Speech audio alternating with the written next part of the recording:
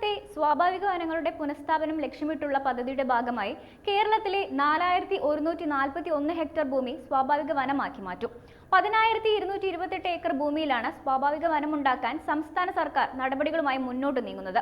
ഇതിന്റെ ആദ്യപടിയുടെ ഭാഗമായി 10,000-ലധികം ഏക്കർ വരുന്ന ഭൂമിയിലുള്ള നേരത്തെ നട്ടുപിടിപ്പിക്കപ്പെട്ടവടക്കം അക്കേഷ്യ, മാഞ്ചിയം, യൂക്കാലിപ്റ്റസ്, വാറ്റിൽ, തേക്ക്, മഞ്ഞക്കുന്ന തുടങ്ങിയ മരങ്ങൾ നീക്കം ചെയ്യും. സ്വാഭാവിക വനങ്ങളുടെ പുനഃസ്ഥാപനം ലക്ഷ്യമിട്ടുള്ള പദ്ധതിയുടെ ഭാഗമായാണ് ഇത്രയും സ്ഥലത്തെ അക്കേഷ്യ, മാഞ്ചിയം പോലത്തെ ജലസ്രോതസ്സുകളെ അടക്കം ബാധിക്കുന്ന മരങ്ങൾ വെട്ടിമാറ്റാൻ തീരുമാനിച്ചത്. അക്കേഷ്യ പോലുള്ള മരങ്ങൾ ജലക്ഷാമത്തിനും ആരോഗ്യ പ്രശ്നങ്ങൾക്കും കാരണമാകുന്നുവെന്ന് കഴിഞ്ഞ കാലങ്ങളിൽ പല പഠനങ്ങളും തെളിയിച്ചതാണ്. സാമൂഹ്യ വനവൽക്കരണ പദ്ധതിയുടെ ഭാഗമായി 1950-1980 ഇടയിലാണ് സംസ്ഥാനത്ത് സ്വാഭാവിക വനം വെട്ടിത്തെളിച്ച് വിദേശിനങ്ങൾ വെച്ചുപിടിപ്പിച്ചത്. ഇത് പാരിസ്ഥിതിക പ്രശ്നങ്ങൾക്ക് പിന്നീട് വഴിവെച്ചു. ഇപ്പോൾ പ്രദേശത്തിനനുസരിച്ച് സ്വാഭാവിക മരങ്ങൾ വെച്ചുപിടിപ്പിക്കുകയാണ് പുതിയ പദ്ധതി. മനുഷ്യരും വന്യജീവികളും തമ്മിലുള്ള സംഘർഷം സംസ്ഥാനത്ത് വ്യാപകമായ സാഹചര്യത്തിലാണ് സ്വാഭാവിക വനം വെച്ചുപിടിപ്പിക്കൽ പദ്ധതിക്ക് കൂടുതൽ വേഗം വന്നത്.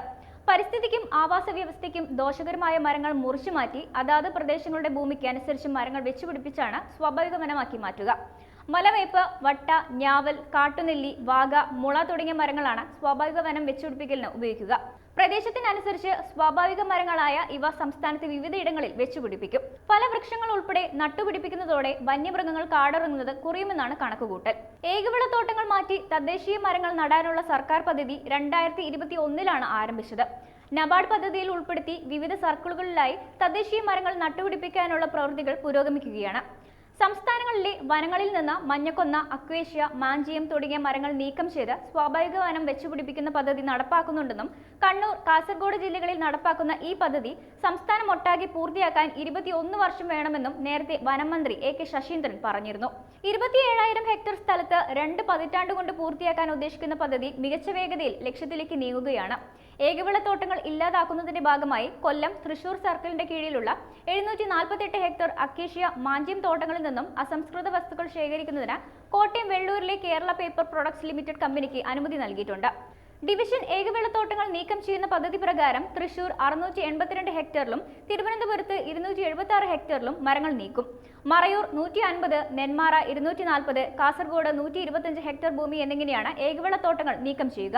വയനാട് 1300 ഹെക്ടറിലും പാലക്കാട് 564 ഹെക്ടറിലും കോട്ടയം 290 ഹെക്ടർ ഭൂമിയിലും മൂന്നാർ 514 ഹെക്ടറിലും ഇത്തരത്തിൽ ഏകവിളത്തോട്ടങ്ങൾ നീക്കം ചെയ്ത് സ്വാഭാവിക വനം സ്ഥാപിക്കൽ പ്രക്രിയ നടക്കും. ഏകവിളത്തോട്ടങ്ങൾ മുറിച്ചുമാറ്റി തദ്ദേശീയ മരങ്ങൾ വെച്ചുപിടിപ്പിക്കുന്നതിലൂടെ വന്യജീവി ശല്യത്തിനും പരിഹാരമാകുമെന്ന് വനംവകുപ്പ് ഉദ്യോഗസ്ഥർ പ്രതീക്ഷ പ്രകടിപ്പിക്കുന്നു. കാടിനുള്ളിലെ സ്വാഭാവിക സന്തുലിതാവസ്ഥ തിരിച്ചു കൊണ്ടുവരാനാണ് ശ്രമമെന്ന് സംസ്ഥാന സർക്കാരും അടിവരയിട്ട് പറയുന്നു. അതിനായി ചതുപ്പുകളും കുളങ്ങളും സംരക്ഷിക്കണമെന്നും കാടിനുള്ളിൽ ജലലഭ്യത ഉറപ്പുവരുത്താൻ കുളങ്ങളും തടയണകളും തദ്ദേശ സ്ഥാപനങ്ങളുടെയും മറ്റും സഹകരണത്തോടെ സംരക്ഷിക്കാൻ പദ്ധതിയും സർക്കാർ നടപ്പിലാക്കുന്നുണ്ട്.